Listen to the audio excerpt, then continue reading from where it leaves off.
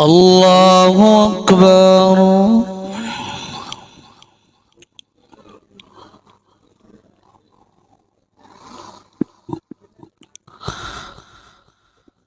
الحمد لله رب العالمين الرحمن الرحيم مالك يوم الدين إياك نعبد وإياك نستعين اهدنا الصراط المستقيم صراط الذين أنعمت عليهم غير المغضوب عليهم ولا الضالين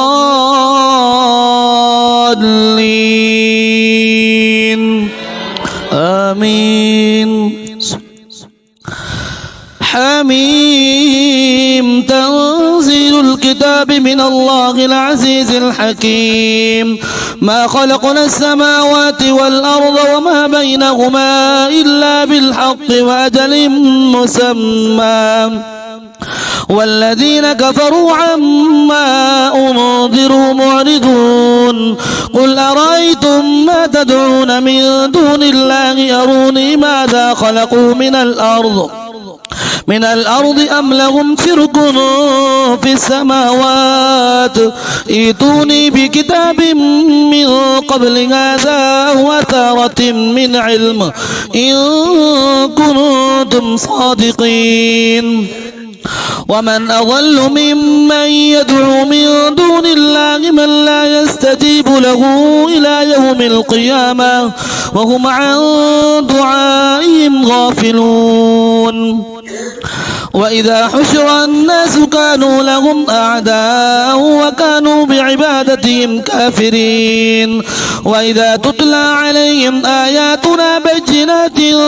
قال الذين كفروا للحق لما جاءهم هذا سحر مبين أم يقولون افترى قل إن افتريته فلا تملكون لي من الله شيئا هو أعلم بما تفيضون فيه كفى به شهيدا بيني وبينكم وهو الغفور الرحيم قل ما كنت بدعا من الرسل وما أدري ما يفعل بي ولا بكم إن أتبع إلا ما يوحى إلي وما أنا إلا نذير مبين قل أرأيتم إن كان من عند الله وكفرتم به وشهد شاهد من بني إسرائيل على مثله فآمن واستكبرتم إن الله لا يهدي القوم الظالمين وقال الذين كفروا للذين آمنوا لو كان خيرا ما سبقونا إليه وإذ لم يهتدوا به فسيقولون هذا إفك قديم ومن قبله كتاب موسى إماما ورحمة وهذا كتاب مصدق لسانا عربيا لينذر الذين ظلموا وبشرى للمحسنين إن الذين قالوا ربنا الله ثم استقاموا فلا خوف عليهم ولا هم يحزنون أولئك أصحاب الجنة خالدين فيها جزاء بما كانوا يعملون ووصينا الإنسان بوالديه إحسانا حملته أمه كرها ووضعته كرها وحمله وفصاله 30 شهرا حتى إذا بلغ أشده وبلغ 40 سنة قال رب أوزعني أن أشكر نعمتك التي أنعمت علي وعلى والدي وأن أعمل صالحا ترضاه وأصلح لي في ذريتي إني تبت إليك وإني من المسلمين أولئك الذين نتقبل عنهم أحسن ما عملوا ونتجاوز عن سيئاتهم في أصحاب الجنة وعد الصدق الذي كانوا يوعدون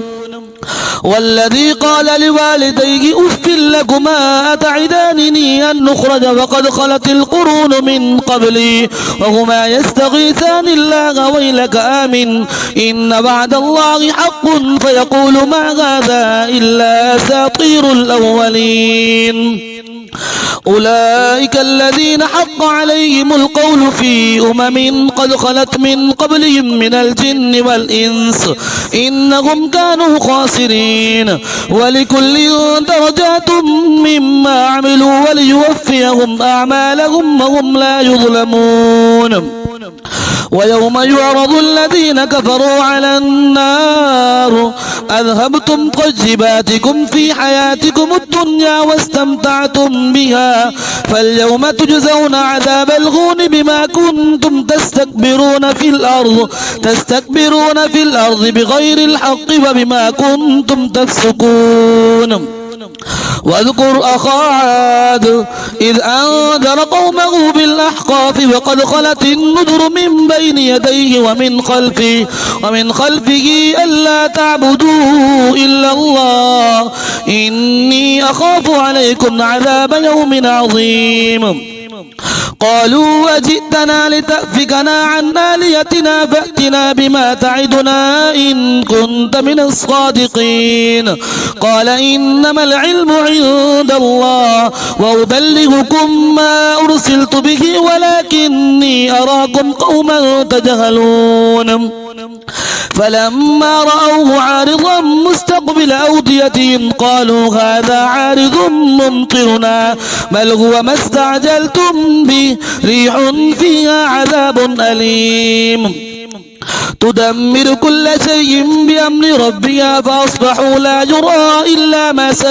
إلا مساكنهم كذلك نجزي القوم المجرمين ولقد مكناهم في ماء مكناكم فيه وجعلنا لهم سمعا وأبصارا وأفئدة فما أغنى عنهم سمعهم ولا أبصارهم ولا أفئدتهم من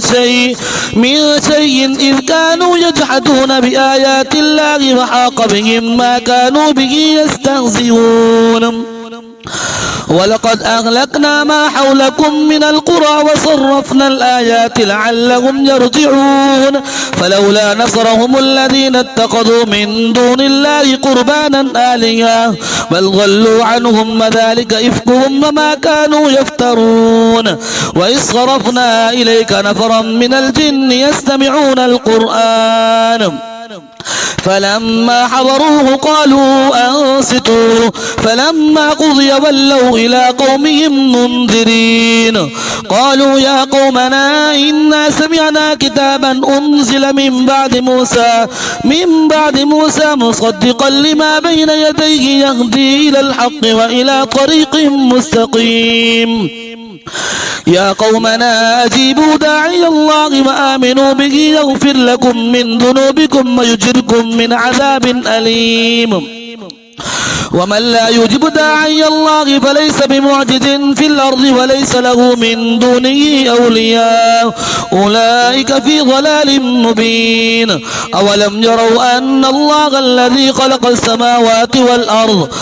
السماوات والأرض ولم يعي بخلقهن بقادر على أن يحيي الموتى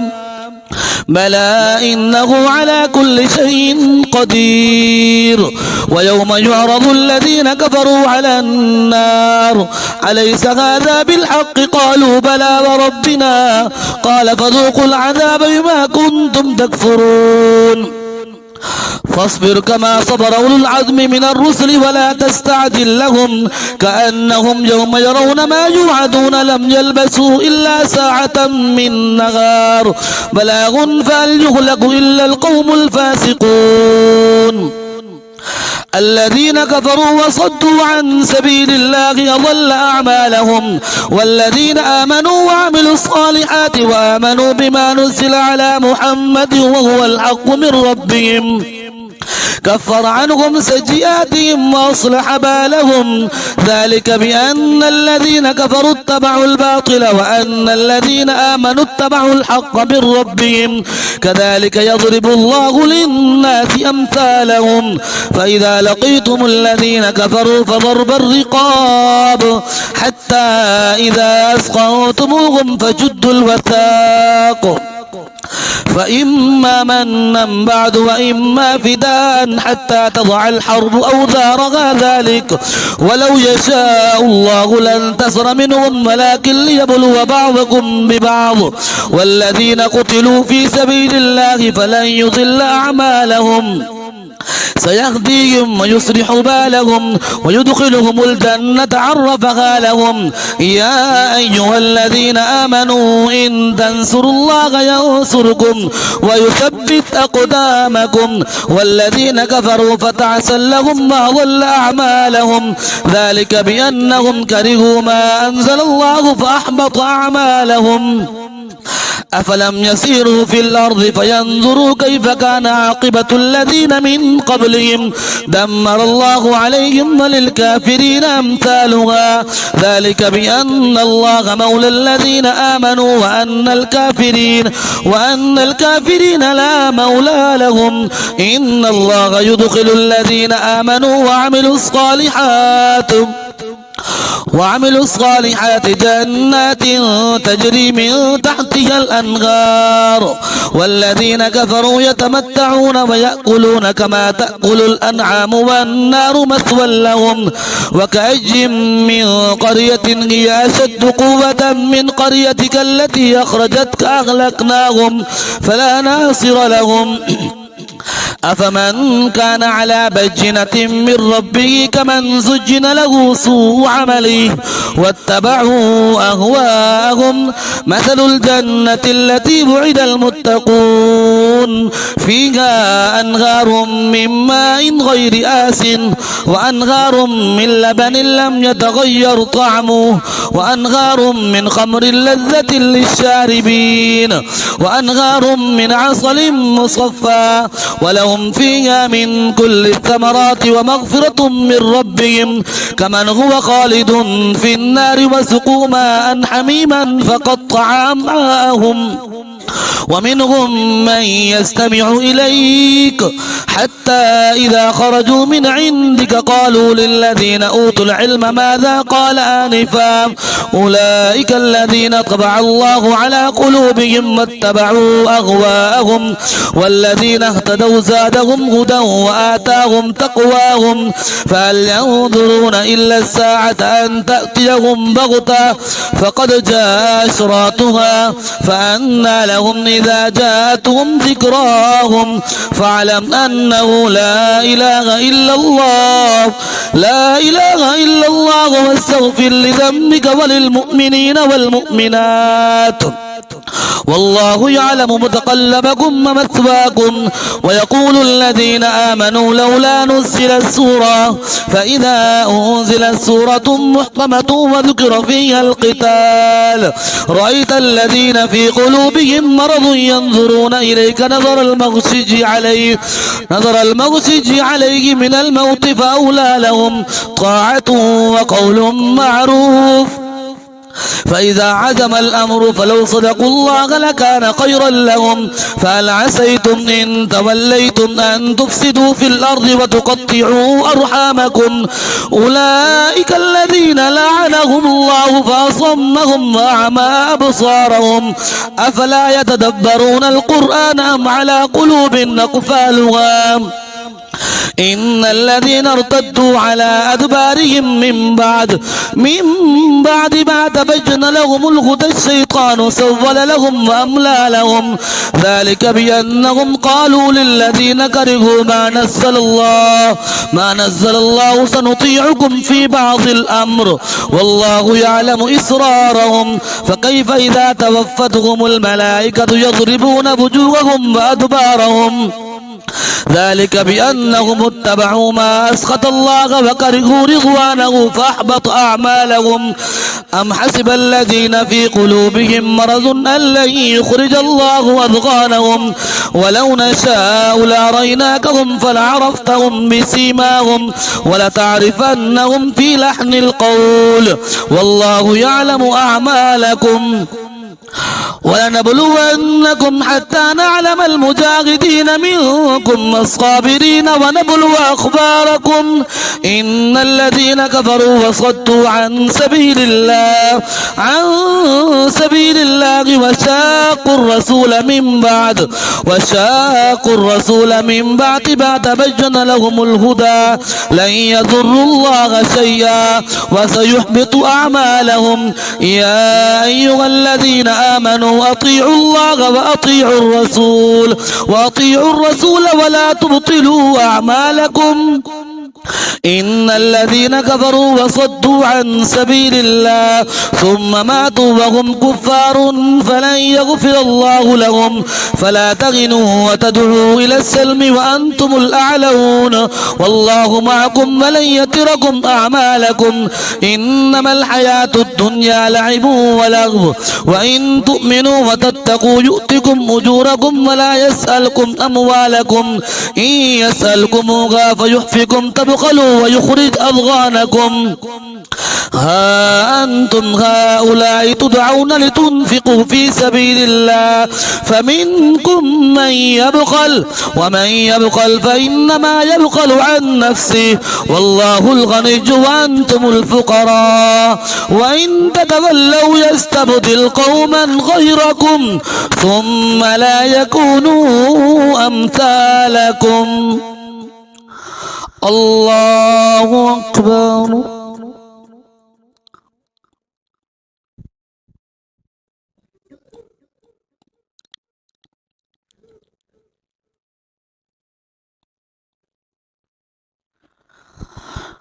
سمع الله لمن حمده.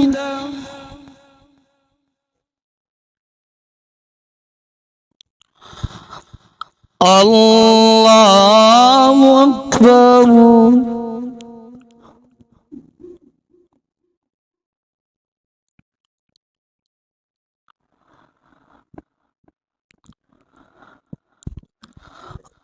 الله أكبر.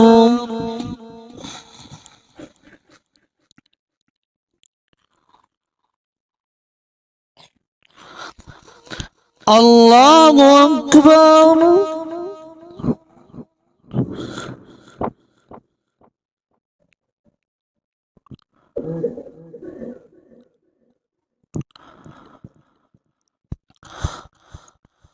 الله أكبر.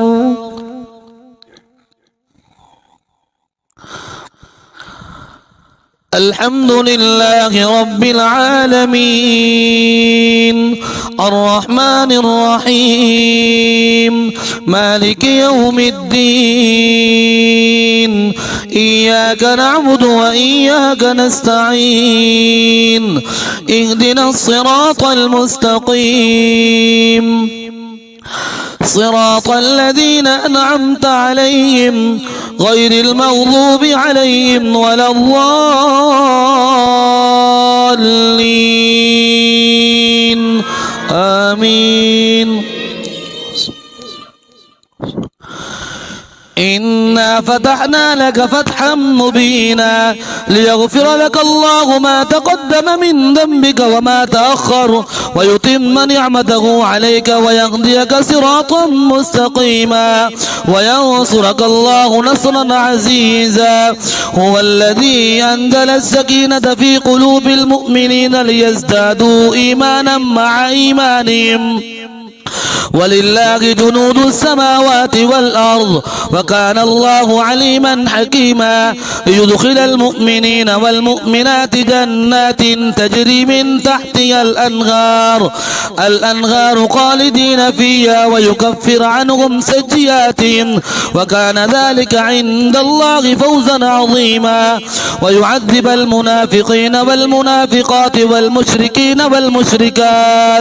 والمشركات الظانين بالله ظن السوء عليهم دائرة السوء وغضب الله عليهم ولعنهم وأعد لهم جهنم وساءت مصيرا ولله جنود السماوات والأرض وكان الله عزيزا حكيما إنا أرسلناك شاهدا ومبشرا ونذيرا لتؤمنوا بالله ورسوله وتعزروه وتوقروه وتسبحوه بكرة وأصيلا إن الذين يبايعونك إنما يبايعون الله يد الله فوق أيديهم فمن نكث فإنما ينكث على نفسه ومن أوفى بما عاهد عليه الله فسيؤتيه أجرا عظيما سيقول لك المخلفون من الأعراب شغلتنا أموالنا وأهلنا فاستغفر لنا يقولون بألسنتهم ما ليس في قلوبهم قل فمن يملك لكم من الله شيئا إن أراد بكم ضرا أو أراد بكم نفعا بل كان الله بما تعملون خبيرا بل ظننتم أن لن ينقلب الرسول والمؤمنون إلى أهليهم أبدا وزجن ذلك في قلوبكم وظننتم ظن السوء وكنتم قوما بورا ومن لم يؤمن بالله ورسوله فإنا أعتدنا للكافرين سعيرا ولله ملك السماوات والأرض يغفر لمن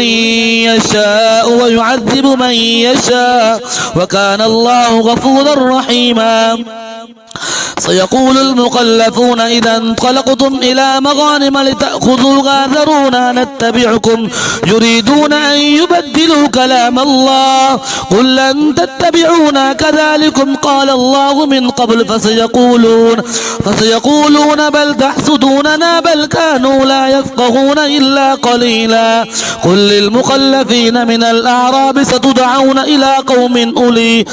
قوم أولي بأس شديد تقاتلونهم أو يسلمون فإن تطيعوا يؤتكم الله أجرا حسنا وإن تتولوا كما توليتم من قبل يعذبكم عذابا أليما ليس على الأعمى حرج ولا على الأعرج حرج ولا على المريض حرج ومن يطع الله ورسوله يدخله جنات تجري من تحتها الأنهار ومن يتولى يعذبه عذابا أليما لقد رضي الله عن المؤمنين إذ يبايعونك تحت الشجرة فعلم ما في قلوبهم فأنزل السكينة عليهم وأثابهم فتحا قريبا ومغانم كثيرة يأخذونها وكان الله عزيزا حكيما وعدكم الله مغانم كثيرة تأخذونها فعجل لكم هذه وكف أيدي الناس عنكم ولتكون آية للمؤمنين ويهديكم صراطا مستقيما وأخرى لم تقدروا عليها قد أحاط الله بها وكان الله على كل شيء قديرا ولو قاتلكم الذين كفروا لولوا الأدبار ثم لا يجدون وليا ولا نصيرا سنة الله التي قد خلت من قبل ولن تجد لسنة الله تبديلا وهو الذي كف أيديهم عنكم وأيديكم عنهم ببطن مكة من بعد أن أظفركم عليهم وكان الله بما تعملون بصيرا هم الذين كفروا وصدوكم عن المسجد الحرام والهدي معكوفا أن يبلغ محله ولولا رجال مؤمنون ونساء مؤمنات لم تعلموهم أن تطؤوهم فتصيبكم منهم معرة بغير علم يدخل الله في رحمته من يشاء لو تزيلوا لعذبنا الذين كفروا منهم عذابا أليما إذ جعل الذين كفروا في قلوبهم الحمية حمية الجاهلية فأنزل الله سكينته على رسوله وعلى المؤمنين وألزمهم كلمة التقوى وكانوا أحق بها وأغلها وكان الله بكل شيء عليما لقد صدق الله رسوله الرؤيا بالحق لتدخلن المسجد الحرام إن شاء الله آمنين محلقين رؤوسكم ومقصرين لا تخافون فعلم ما لم تعلموا فجعل من دون ذلك فتحا قريبا هو الذي أرسل رسوله بالهدى ودين الحق ليظهره على الدين كله وكفى بالله شهيدا محمد رسول الله والذين معه أشداء على الكفار رحماء بينهم تراهم ركعا سجدا يبتغون فضلا من الله ورضوانا سيماهم في وجوههم من أثر السجود ذلك مثلهم في التوراة ومثلهم في الإنجيل كزرع أخرج شطأه فآزره فاستغلظ فاستوى على سوقه يعجب الزراع ليغيظ بهم الكفار وعد الله الذين آمنوا وعملوا الصالحات منهم مغفرة وأجرا عظيما يا أيها الذين آمنوا لا تقدموا بين يدي الله ورسوله واتقوا الله إن الله سميع عليم يا أيها الذين آمنوا لا ترفعوا أصواتكم فوق صوت النبي ولا تجهروا له بالقول كجهر بعضكم لبعض أن تحبط أعمالكم وأنتم لا تشعرون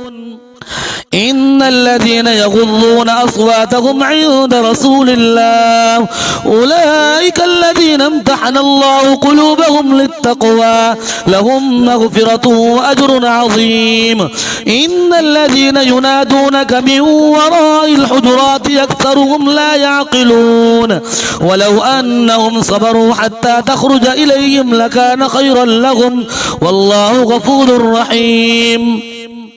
يا أيها الذين آمنوا إن جاءكم فاسق بنبأ فتبينوا أن تصيبوا قوما بدغالة فتصبحوا على ما فعلتم نادمين واعلموا أن فيكم رسول الله لو يطيعكم في كثير من الأمر لعنتم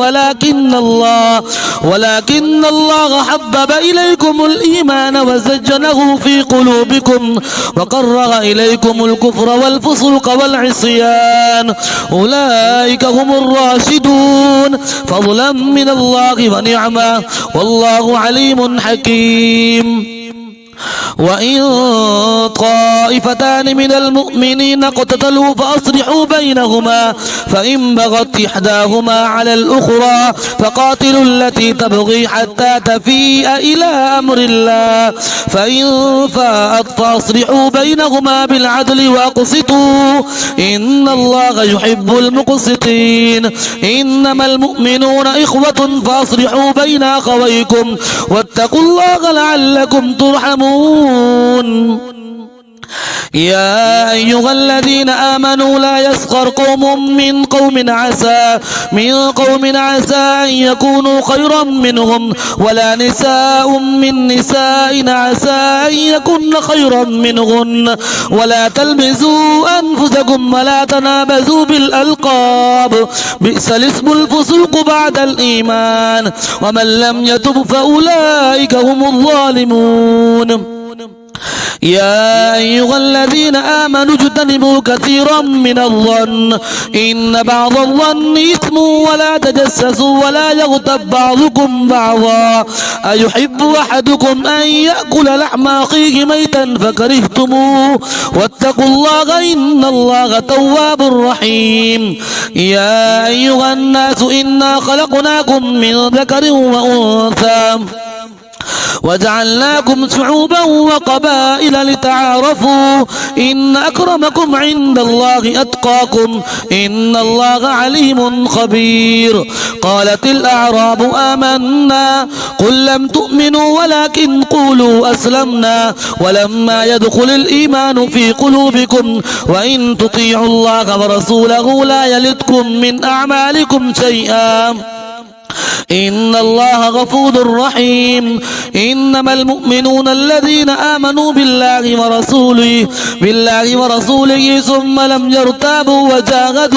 وجاهدوا بأموالهم وأنفسهم في سبيل الله أولئك هم الصادقون. قل أتعلمون الله بدينكم والله يعلم ما في السماوات وما في الأرض والله بكل شيء عليم. يمنون عليك أن أسلموا قل لا تمنوا علي إسلامكم بل الله يمن عليكم أن هداكم للإيمان إن كنتم صادقين. إن الله يعلم غيب السماوات والأرض والله بصير بما تعملون. قاف